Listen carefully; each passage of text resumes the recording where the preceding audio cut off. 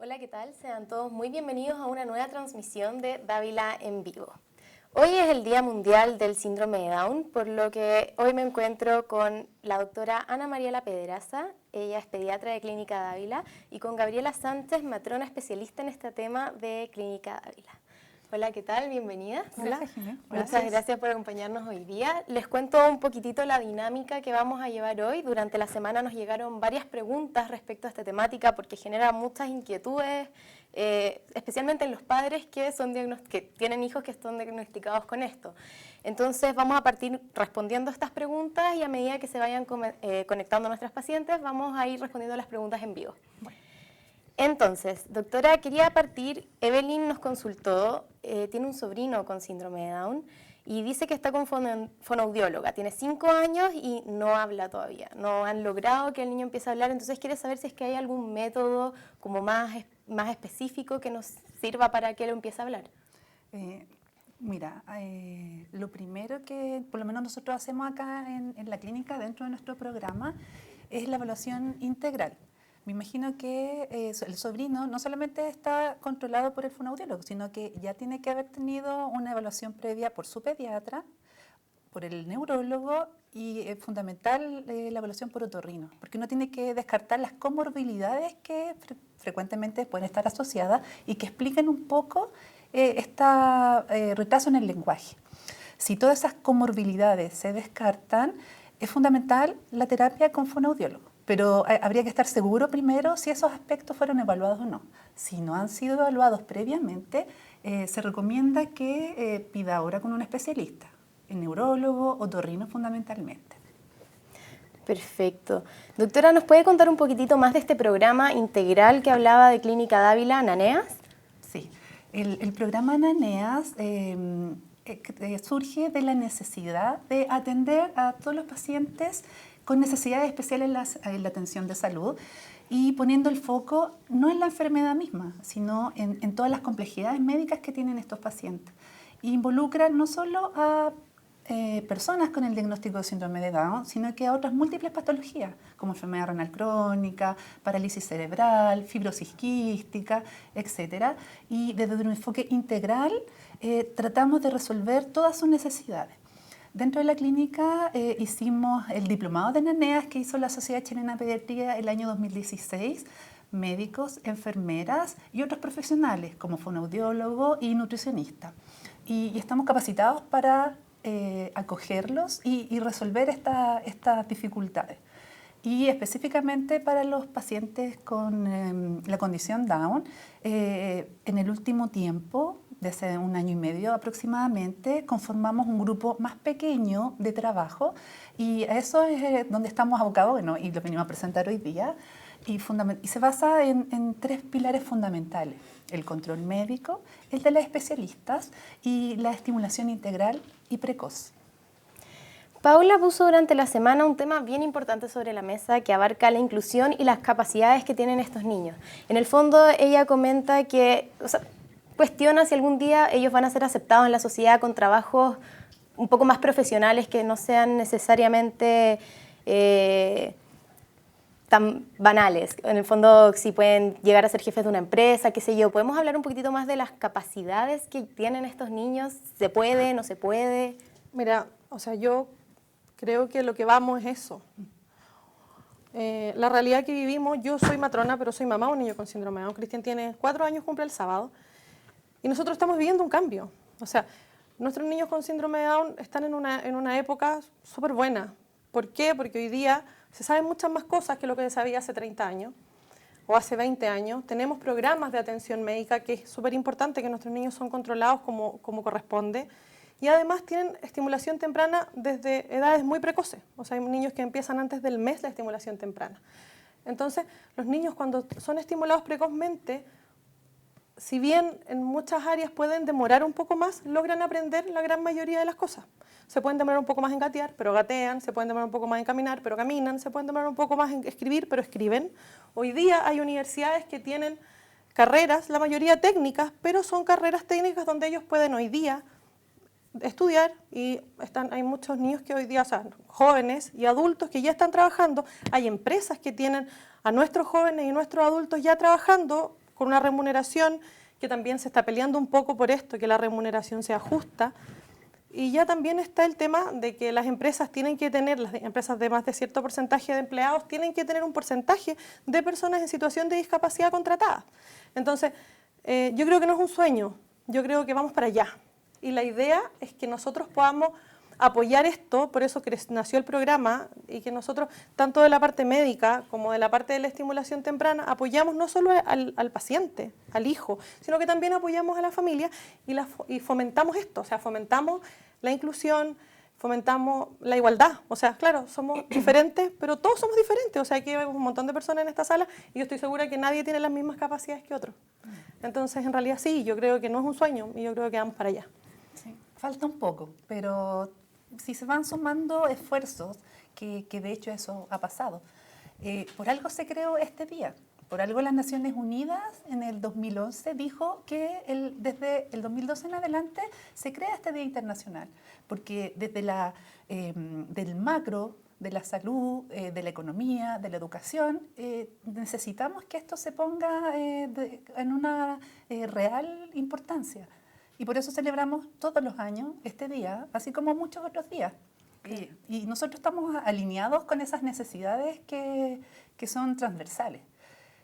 No son distintos los pacientes que tengan esta condición y tienen los mismos derechos y tienen también los mismos deberes, como cualquier otro ciudadano.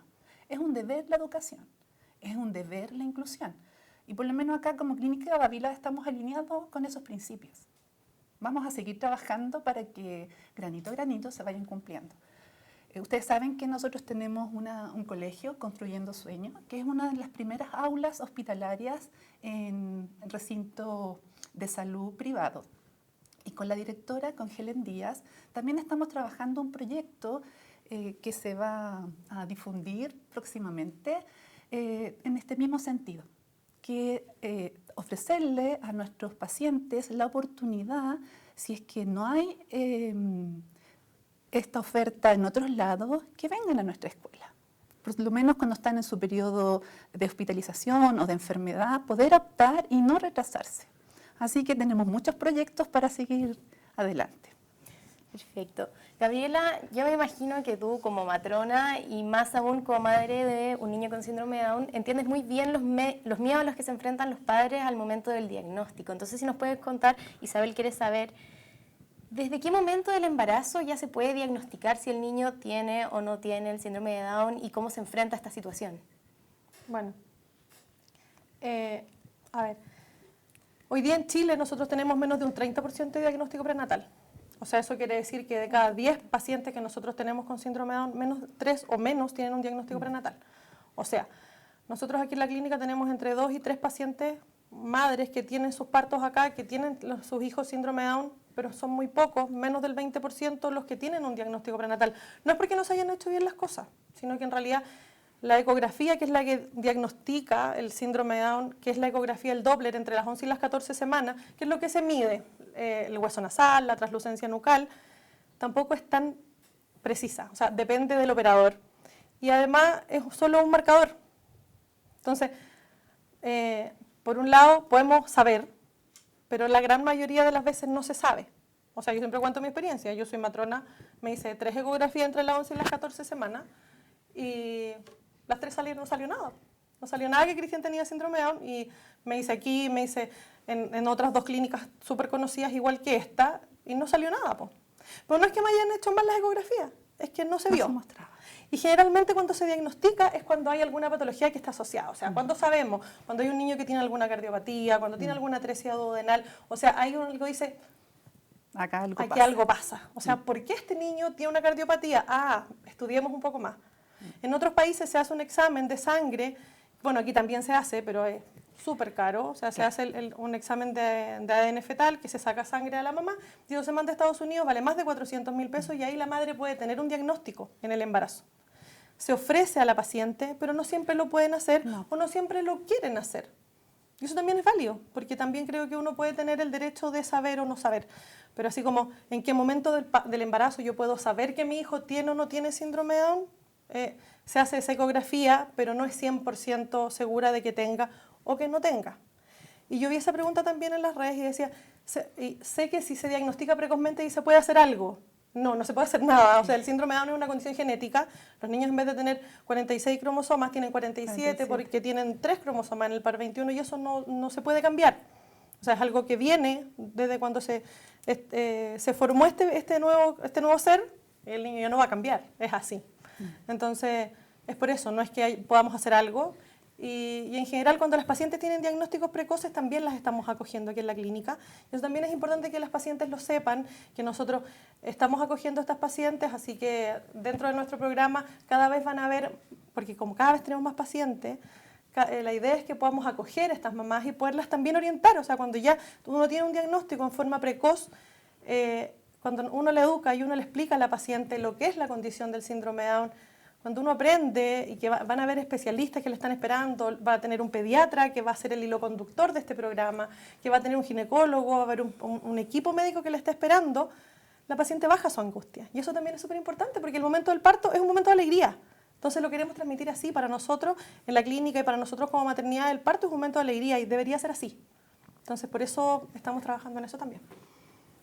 A propósito de esta pregunta, claro, Nancy se sumó justamente con lo que estabas comentando, preguntando si es que se puede hacer algo durante el embarazo. Entendemos que igual hay ciertos tratamientos para estos niños, pero es más la estimulación, no es como que se les vaya a quitar esta condición del síndrome de Down. O sea, claro, una vez que nacen, empiezan los controles médicos en forma precoz, igual como cualquier otro recién nacido, que se da de alta, si es que nace sin ninguna comorbilidad importante, alta conjunta con su madre, a su domicilio y tiene su control con el pediatra a los 5 o 7 días, de acuerdo a la indicación que hayan dado en neonatología. Y llega alguno de los 3 pediatras que estamos trabajando dentro del programa, la doctora Castro, la doctora Da Silva y yo. Y de acuerdo a la evaluación inicial, hacemos los controles. Y se hacen los controles igual que todos los recién nacidos y de todo el primer año de vida, una vez al mes. Y de acuerdo a las comorbilidades, uno va derivando. La diferencia es que prontamente los derivamos a esta estimulación temprana, para que no se pierda ningún minuto en que nosotros estimulemos lo mejor que traen los pacientes, lo mejor que traen los niños. Y así como decía Gaby, todos van a llegar a caminar. A lo mejor se van a demorar un poco más, algunos otros no. Van a caminar a la edad cronológica que les corresponde. Y no es una enfermedad, es una condición distinta. Y eso lo va a acompañar toda la vida. Así como, no sé, pues hay gente que tiene el pelo crespo o las características fenotípicas. Esta condición los va a acompañar toda la vida. Y no significa, como tú muy bien dijiste, que vaya a cambiar. No. O sea, los niños no se van a sanar porque no están enfermos. Claro. Es eso. O sea, tienen una condición distinta, así como aquí vemos muchas personas distintas. Todos somos distintos y tienen una condición que, claro, efectivamente marca algunos hitos que se pueden retrasar. Efectivamente, el síndrome de Down es una discapacidad cognitiva, los niños tienen una discapacidad cognitiva, pero en general va de leve a moderada, no es una discapacidad cognitiva severa. Entonces, son muy pocos casos. Son muy pocos casos que generalmente están asociados a una patología. Entonces, lo importante es que sepamos que, claro, efectivamente los niños se pueden demorar más en aprender, pero si los apoyamos y si le damos los apoyos que ellos necesitan, los especialistas que necesitan, las terapias que ellos necesitan, la idea es que saquemos lo mejor de cada uno. Nosotros como papás y también nosotros como profesionales de la salud. Les cuento, perdona. No, sí. Les cuento que ya se están conectando nuestras invitadas a la conversación. Y en esto, Paula quiere saber por qué aparece esta alteración cromosómica, la trisomía 21. Mira, hay 3 tipos de alteración que se produce. La mayoría es por una traslocación, o sea, en forma espontánea, que se llama la trisomía 21 libre, que no hay nada que la vaya a explicar por qué se produce. Y esa es la mayoría de los pacientes. El azar. Es el azar. Así de simple. Y sí, hay factores que también está estudiado y que predisponen. Por ejemplo, la edad materna. Se sabe que a mayor edad, cuando se retrasa la edad materna del primer parto, tenemos más riesgo de tener un paciente con esta condición. ¿Y podría haber otros factores de riesgo? Por ejemplo, Carmen nos preguntó durante la semana si es que existe alguna relación con los niños de raza negra, si es que se presenta menos en ellos o no. ¿Podría ser un factor de riesgo ser más blanco en el fondo, como la raza más arcaica? Hay niños con síndrome de Down blancos, hay niños con síndrome de Down negros, colorines, chinos. Sí. O sea, no hay ningún factor de riesgo. No. ¿no? Lo único estudiado es la edad La materna. de la madre. Y que también, o sea, yo conozco, imagínate, muchas mamás de niños con síndrome de Down conozco. Hemos recibido pacientes de 18 años, de 21 años, de 22 años. Tengo amigas muy cercanas de 23, de 25 que tuvieron hijos con síndrome de Down a edades tempranas. Claro, también se da más que cada vez estamos retrasando más la natalidad en el país, pero dicen que influye el nacimiento, la edad del primer embarazo de la madre. Yo tuve mi primera hija a los 16 y tengo un hijo con síndrome de Down y lo tuve a los 34. Entonces, y como decía la doctora, o sea, la trisomía 21, que es la más común, es la trisomía 21 libre, que es al azar. O sea, pasa porque sí. Claro, las otras dos, que son el mosaico y que es la traslocación, claro, ahí hay una cosa más genética, pero es muy bajo el porcentaje. Y en general, los niños que tienen la trisomía 21 adquirida por la trisomía 21 libre o mosaico o por traslocación, no son distintos entre sí, no hay uno que se enferme más que otro, y todos tienen exactamente la misma estimulación, todos tienen también el mismo, como las mismas controles médicos, los mismos especialistas. Entonces, también es súper importante que eso también se sepa, porque no porque tengo una trisomía y no otra, mi hijo va a tener una distinta como conducta médica o de estimulación que si tengo la otra. Claro. En general se maneja todo igual. Y lo otro, no existen grados de condición. No es que uno sea leve, el otro moderado, no. Pero no existen grados. Eso igual podría guiar de acuerdo a la estimulación que se le da al niño, ¿o no? ¿Cómo? Como que mejore su desarrollo y su desempeño, ¿o no? Puede mejorar su desempeño por la estimulación, pero no por eso una persona va a tener más o menos síndrome de Down. Se escucha mucho, yo siempre lo escucho con los papás que me dicen, es que me dijeron que mi hijo tenía poquito síndrome de Down. Nosotros entre los mamás nos reímos y decíamos, bueno, mi hijo es 100% chico. Entonces, en general, sí, no existen grados. Todos, o sea, si un hijo tiene síndrome de Down, si un niño tiene síndrome de Down, lo tiene. Bien. No es como que tenga un poquito, o tenga mucho, o se le note mucho, o se le note poco. Una cosa es la expresión fenotípica, o sea, lo que se le note al hijo. Y además yo creo que la naturaleza es súper sabia, porque como que los niños cuando son pequeños se les nota poco. Y en la medida que van creciendo también se nota más, pero en la medida que... Y yo también creo que también ayuda como al apego de la familia. Es algo súper personal que yo creo, pero realmente... cuando los niños son muy pequeñitos, de repente uno puede no darse cuenta y van creciendo y se van adquiriendo o se van notando un poco más los rasgos. Pero en realidad los papás ya están tan enamorados de sus hijos que no les importa y lo aman. Y de hecho el eslogan de este año, el eslogan como mundial es la suerte de tenerte. O sea, la suerte, por ejemplo en mi caso, la suerte de tener a Cristian en mi vida. La suerte de tener a Cristian que hace que hoy día yo esté aquí, que nosotros nos hayamos encontrado con la doctora Pedraza, que estemos trabajando en esto y que podamos entregar a nuestros pacientes hoy día algo que hace 2 años no teníamos. O sea, yo antes recibía las guaguitas acá con síndrome de Down y tenía que derivarlas a pediatras de otras partes. En cambio, ahora tenemos esto aquí. Entonces, la suerte de tener estos niños, de tener estos jóvenes, de tener estos adultos que de alguna forma van marcando nuestra vida. Y cuando eso te pasa, es lindo. O sea, yo lo vivo como de algo súper personal y me emociona mucho porque hoy día que es 21 de marzo, la verdad es que ha sido un día súper emocionante, pero por eso yo creo que lo primordial... sí, pueden ser distintos, pero tienen los mismos derechos, pueden ser distintos, pero son igual de importantes, son igual de personas y tenemos que valorarlos como cualquiera de nosotros. Eso. Y darles la misma oportunidad.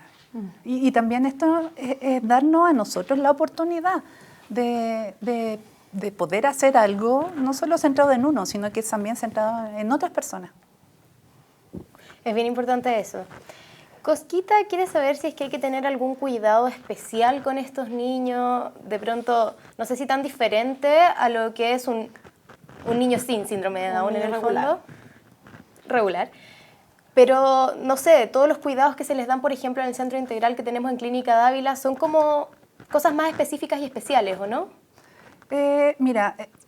En las consultas médicas, dependiendo, claro, de la comorbilidad que pueda tener el paciente, uno se enfoca en estos cuidados especiales, pero en general se dan las mismas indicaciones que todos. Lo que sí hacemos énfasis en que tienen que venir a todos los controles y hay algunos hitos que se deben cumplir, por ejemplo, las evaluaciones oftalmológicas, las evaluaciones de otorrino, los controles de exámenes anuales. Y eso forma parte de un poco lo distinto que se puede hacer y también la estimulación. Tienen que partir con la estimulación temprana y ojalá lo más que se pueda evitando, por ejemplo, si tiene, no sé, una cardiopatía y está pronto a que se vaya a operar, hay que priorizar obviamente la cirugía. Y le vamos a decir, a lo mejor, no vengan los controles de estimulación porque se puede enfermar, porque el norte primero es la corrección quirúrgica. Entonces, dentro del mismo equipo vamos priorizando a qué darle más énfasis o no. Pero obviamente, por lo que uno le dice a todos los recién nacidos, que no vaya a lugares contaminados, que no se junte con enfermos, que disfrute ahora un poco el clima, que aproveche salir porque después viene el invierno, etcétera. Son los mismos cuidados. Y, perdón, y cuando van a las estimulaciones integrales, allá la fonoaudióloga, la kinesióloga y la terapeuta ocupacional le dan los tips de manejo, como mucho más acotado, el cómo tomarlo, el cómo darlo vuela, el cómo posicionarlo. Entonces, cuando vienen a nuestros controles médicos, nos enfocamos en esa área y después en las estimulaciones se enfocan en las otras. Es complementario. O sea, pero es algo bastante dirigido y específico. O sea, a propósito de esto, en el fondo del cómo tomarlo, cómo darlo vuelta, Carola nos manda una pregunta, perdón, Patricia, bien dirigida. Gabriela, ¿qué sientes tú que hace falta para el acompañamiento de los papás con los niños con síndrome de Down? O sea, mira, ahora nosotros aquí en la clínica tenemos la suerte de que tenemos una coordinación como bien buena. Entonces, cuando nace un niño con síndrome de Down, que como yo les contaba, generalmente no sabemos que viene esta guagua, nos avisan. Entonces, le avisan a la doctora, me avisan a mí, y siempre nosotros tratamos de verla antes de que se vayan de alta, las primeras 72 horas. La trato de visitar yo, si no la trata de visitar la doctora o alguien del equipo, y lo que tratamos de hacer es como acompañar un poco la noticia, tratar de aclarar sus dudas, tratar de escuchar a la familia. Y en mi caso, que yo tengo la experiencia vivida, o sea, mi hijo también nació aquí hace 4 años. Entonces, yo les cuento un poco. Yo le digo, yo sé que tienes pena, yo sé que sientes que esto es muy terrible, pero realmente esta pena se pasa. Y también les cuento un poco de mi experiencia, les muestro fotos de mi hijo y les digo, bueno, Cristian, no sé, porque Cristian entró al colegio este año. Entró a un colegio regular, un colegio con inclusión, estamos súper contentos y les trato como un poco de mostrar que efectivamente sí cuesta un poco más, pero con el apoyo los niños lo logran. Trato de generar, lo que más hacemos es un poco más escuchar.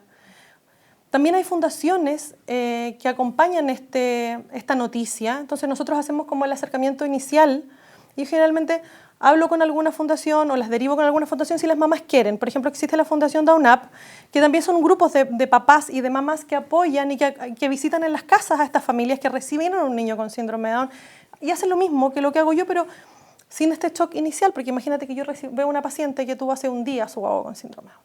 La paciente no ha parado de llorar muy probablemente las últimas 24 horas y no es un ambiente como muy adecuado de repente. Yo de hecho les pregunto, le digo a mi colega, pregúntale si quiere que la visite.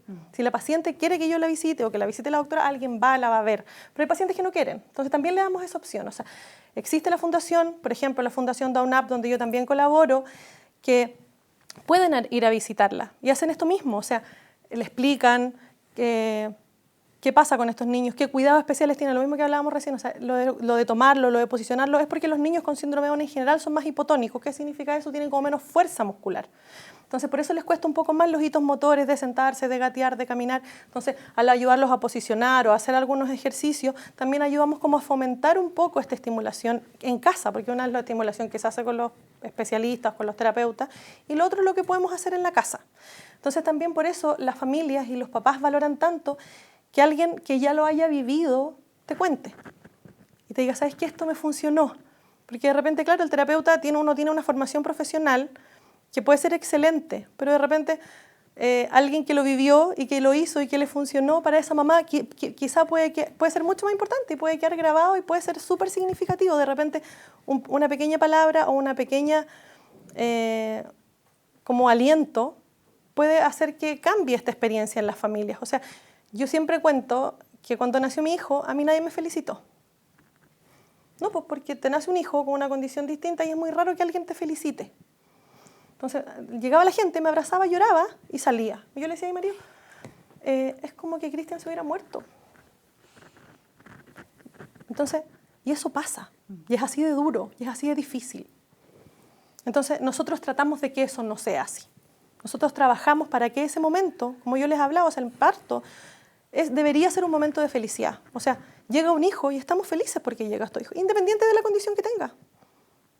Y va a ser esta familia tremendamente feliz. Entonces, ¿qué hago yo? Visito a esta familia, voy, abrazo a esta mamá y le digo, felicitaciones por tu hijo. Así de simple. O sea, tu hijo te va a hacer tremendamente feliz. Porque es muy difícil que no sea así. A menos de que, claro, al principio las mamás los pueden pasar mal cuando hay patologías, cuando hay cardiopatía. Pero nuestros niños son terriblemente guerreros. Yo siempre digo, o sea, tienen un punch, tienen una garra, tienen una fuerza. Y eso es lo que la mayoría de las mamás cuentan. Entonces, después de que ya pasa este como shock inicial, te empiezas a enamorar de este hijo. Y que lo amas así, tal como es. No quieres cambiarlo, no quieres mejorarlo, sí le quieres dar las herramientas. Entonces, quizá qué es lo que falta es que quizá en todos los centros o en los hospitales existiera como algún acompañamiento. Nosotros en la clínica ya lo tenemos bastante organizado y además cuando nace un niño en otro lado también existen las fundaciones. O sea, si alguien quiere ayudar, es cosa de que busque la ayuda porque existe. Hay muchas familias que están organizadas, hay hartas fundaciones, entonces es cosa de repente un poquito buscar la ayuda porque existe. Doctora, a propósito de lo que conversábamos antes, hace un ratito, respecto a las causas, Carola quiere saber si es que se puede repetir el síndrome de Down en una mujer que ya tiene más de un embarazo. O sea, en el fondo tuvo un hijo con síndrome de Down, ¿cuál es la probabilidad de que más adelante siga teniendo hijos con síndrome de Down? Si fue esta trisomía 21 libre, es la misma riesgo de la población general, que puede ser 1 en 600 o 500, dependiendo de lo que muestran los estudios de la literatura. Pero ese es como el riesgo general. Y claro, dependiendo de la edad, si ya se acerca a los 40, el riesgo baja mucho más, de 1 en 25. Entonces, ahí va a depender. Si es de las otras translocaciones, como explicaba la Gaby, se hacen consejos genéticos, porque esa condición la aporta alguno de los miembros de la pareja, ya sea la mamá o el papá. Es bajito el porcentaje. Y ese bajito porcentaje uno le explica que tiene que ir al genetista para este consejo genético. A propósito de esto, Isabel quiere saber en qué consisten las otras dos causas que no son en el fondo al azar. El mosaicismo significa que no todas las células tienen la trisomía. Hay algunas que las presentan y otras no. Pero independiente de que a lo mejor hay algunas células que no tienen los 3 pares de cromosoma 21 de más, igual la expresión genética es 21. Tiene 3 cromosomas de más, 21, aunque no estén presentes en todas las células. Y de repente eso lleva un poco a confusión, porque se cree que al no estar presente en todas las células, la expresión fenotípica o de apariencia o de compromiso de, no sé, pues de los órganos va a ser diferente. Y no es así. Esa es como la gente que dice, es leve. No, igual tiene la condición Down, pero tiene mosaicismo. Y pueden haber pacientes con mosaicismo o con esta translocación 14-21 o la trisomía libre. Independiente de eso, pueden ser con mayor compromiso, con mayor comorbilidad, no sé, pues, cardiopatías congénitas, alteraciones del sistema digestivo, compromiso neurológico. No va de la mano. Perfecto. Yo creo que más que nada lo importante de saber, porque uno, cuando nace un hijo con síndrome de Down, uno le dicen, tu hijo tiene rasgos de síndrome de Down, muy probablemente tenga síndrome de Down. O sea, la verdad es que cuando un pediatra ve que un niño es muy probable que tenga, el 98% de los niños tiene. Es muy raro que piensen que tiene y no tiene, la gran mayoría tiene. ¿Qué es lo que se pide? El cariograma. El cariograma es un examen de sangre que se le toma al recién nacido y que nos dice y que comprueba, como que confirme el diagnóstico del síndrome de Down. Y ahí nos va a decir si esta trisomía es por mosaicismo, es por trisomía libre o es por translocación. Porque es importante, en realidad en los niños da lo mismo, ¿Sí? Da lo mismo, Sí. pero es como para corroborar el diagnóstico. ¿Por qué es importante que la familia tenga el cariograma? Por si quieren tener un nuevo hijo. Porque si este niño tiene el síndrome de Down adquirido por translocación, ahí es lo que decía la doctora, que se aconseja el consejo genético, que es esto, que va a la pareja, a la genetista ve el cariograma del paciente y le hace cariogramas a ambos padres. Entonces ahí se puede medir el riesgo que puede tener esta pareja de volver a tener un hijo con síndrome de Down. Pero en este niño no influye mucho como el tipo de trisomía que tenga. Es más que nada por los embarazos futuros. Perfecto. ¿Y el cariograma no se puede hacer de forma antenatal? Sí, pues lo que te decía yo, que se podía hacer el ADN fetal, que se toma El estudio de sangre. Es lo mismo. Claro, que se toma la paciente. También se puede hacer la amniocentesis, que también se puede tomar una muestra de líquido amniótico, pero que también hay un riesgo. O sea, cuando imagínate que pinchamos la guata de esta paciente, o sea, el perinatólogo, bajo visión ecográfica, saco un poco de líquido y esto se manda a analizar, eso también se puede hacer, pero también hay un riesgo. Entonces, no todas las pacientes, de hecho muy pocas pacientes quieren tomar ese riesgo, o sea, ¿y si no tiene nada? ¿Y si pierdo mi embarazo? ¿Y si tiene algo? ¿Me sirve de algo saber? Más que para prepararme un poco como emocionalmente, ¿voy a poner en riesgo la vida de mi hijo? Entonces, es una decisión muy personal, o sea, o muy de pareja o muy de familia, pero sí existe la posibilidad de hacer, aquí en la clínica se hace la amniocentesis, la paciente se puede tomar su examen de sangre, independiente de que sea con un costo muy excesivo, eso se puede hacer. Pero algunas parejas prefieren no saber. Hay mucha gente que sí decide saberlo antes, por una cosa personal, pero hay mucha gente que dice, bueno, ¿y si tiene? Bueno, es mi hijo, lo voy a llamar tal como viene. En otros países se hace y está integrado en las políticas de salud pública la toma de estos exámenes prenatales. Pero estos exámenes prenatales me imagino que tienen menos riesgo que acá en esos otros países. O sea, es que hacen el estudio de sangre, de ADN fetal. Sí. Entonces igual ahí como país tal vez estamos en deuda un poco en cuanto a lo que hacen nuestros vecinos de Latinoamérica. Claro, se puede tomar y está como dentro de los exámenes de rutina que se le hacen a las pacientes, sobre todo en Venezuela, por ejemplo. Hay pacientes que hemos tenido, pacientes venezolanas, que me dicen, o sea, si mi hijo hubiera nacido en Venezuela, yo hubiera sabido que mi hijo tenía síndrome de Down.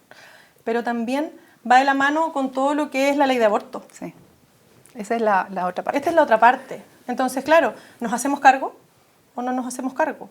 Porque ¿qué va a pasar si hay un niño con un diagnóstico de un síndrome de Down a las 12 semanas? Tenemos una ley de aborto en Chile que dice que si el feto es inviable o si pone en peligro la vida de la madre o hay una violación de por medio. Pero aquí no se pone en peligro la vida de la madre y el hijo tampoco es inviable. De hecho, los niños con cardiopatías severas que fallecen hay un porcentaje muy mínimo.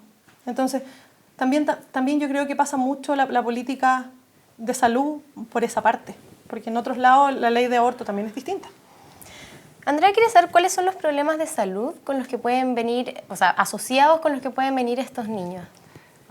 Tienen varios problemas de salud y por eso son estos chequeos del ámbito endocrinológico, hipotiroidismo, y se recomienda hacer el screening cuando nacen, a los 6 meses y al año después toda la vida, porque el riesgo de hipotiroidismo que tienen es muy alto. Problemas respiratorios, que uno, claro, en el camino va viendo cómo se presentan. Bronquitis obstructiva de repetición, malformaciones de repente de la vía aérea, laringomalacia, las cardiopatías congénitas, que tal vez no son de las más frecuentes, pero son de las que ponen en más riesgo la vida. Porque hay cardiopatías que de repente se tienen necesidad quirúrgica inmediata y otras no tanto, y se puede programar esta cirugía. Malformación, o sea, problemas también de tubo digestivo, gastroenterológica. Es muy frecuente que tengan constipación, reflujo gastroesofágico y de las emergencias neonatales, ano imperforado, páncreas anular, vicios de refracción también, por eso los mandamos precozmente al oftalmólogo para descartar la catarata congénita y después a lo largo de toda su vida los vicios de refracción, miopía, astigmatismo, estrabismo.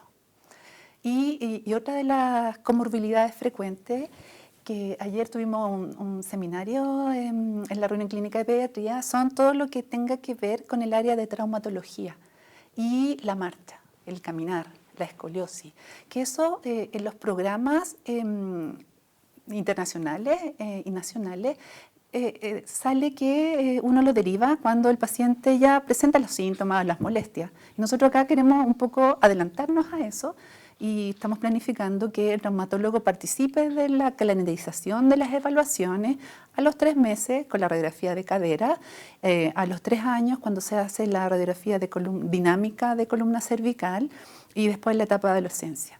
Entonces igual eso es algo innovador que nuestro grupo está haciendo para no llegar en forma tardía a todo lo que pueda ser de la patología del aparato locomotor. Sofía nos pregunta algo bien importante, también muy dirigida, doctora Pedraza. ¿A quién puede acudir un paciente que tiene síndrome de Down, pero después de los 15 años?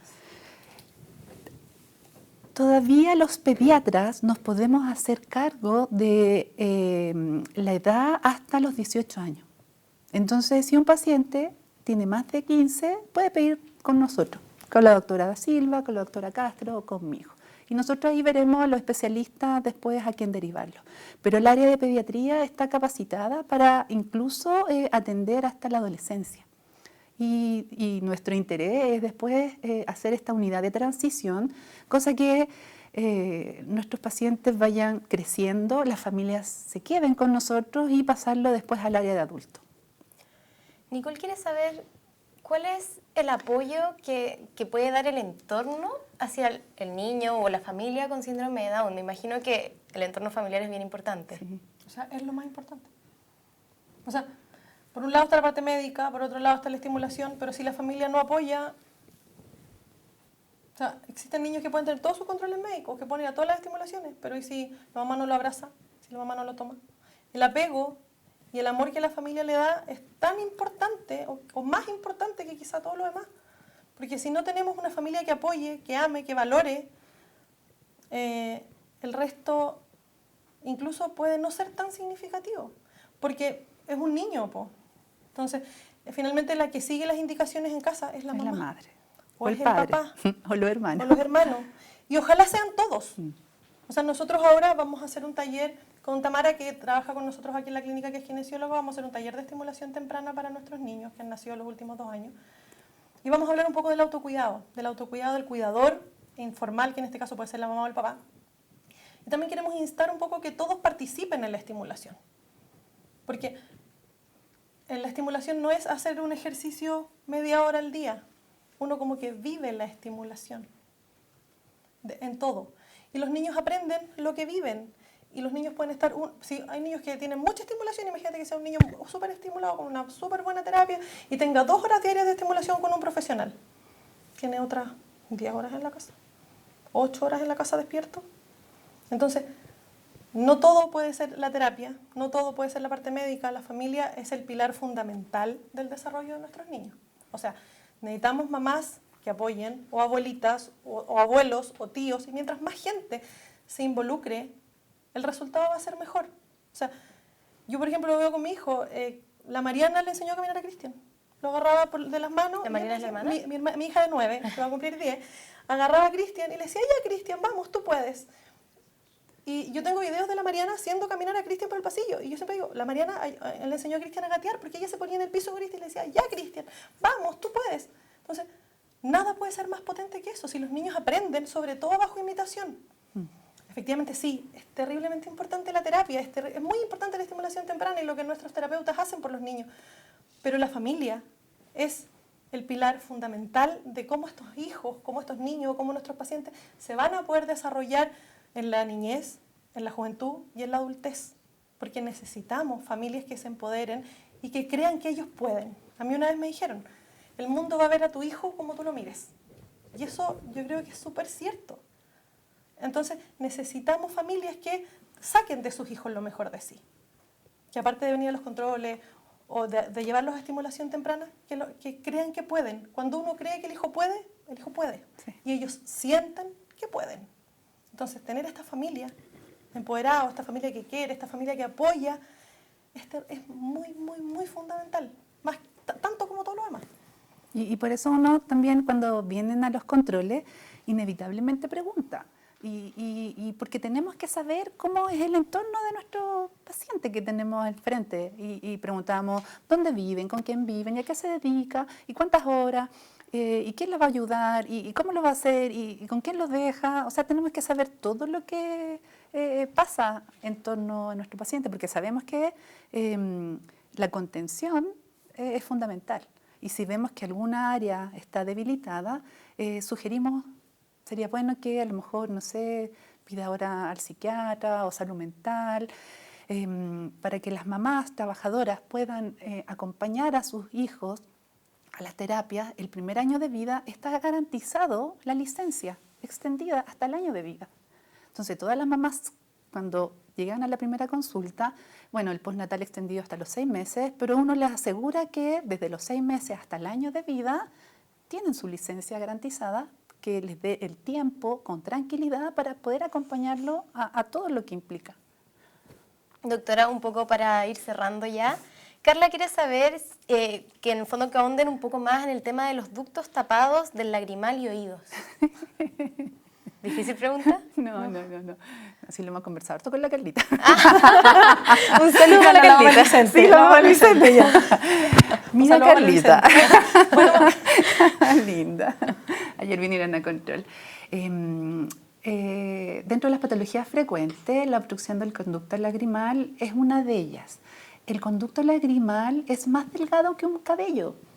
Es mucho más delgado que eso y habitualmente este conducto es muy delgado. Y frecuentemente tienen los pacientes con condición Down lagrimeo, se les junta como una telita, en la mañana amanecen con un poquito de secreción.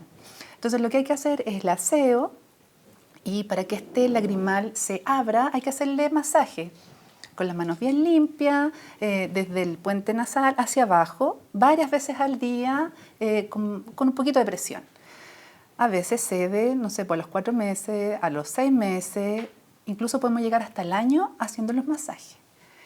El oftalmólogo en realidad solo opera cuando es algo muy persistente, más de un año, porque en sí misma, claro, es una cirugía no menor, que es un poquito cruenta, entonces uno le da la máxima de posibilidad a que este conducto madure, se abra. Y con el masaje uno ve que hay resultados. Bueno, en general los niños con síndrome de Down suelen tener como todos los conductos más estrechos.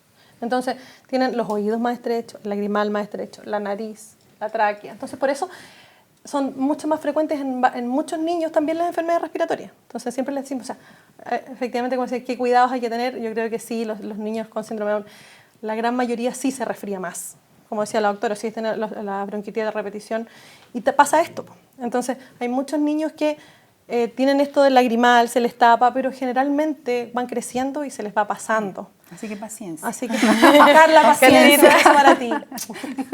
Y para el Vicente. No podemos cerrar sin responderle a Viviana. ¿Qué es lo más recomendable? Si es que pueden hacer por parto normal o cesárea, ¿qué es lo más indicado? O sea, siempre el parto va a ser lo mejor para la madre y para el hijo, pero va a depender si también el niño viene con alguna comorbilidad.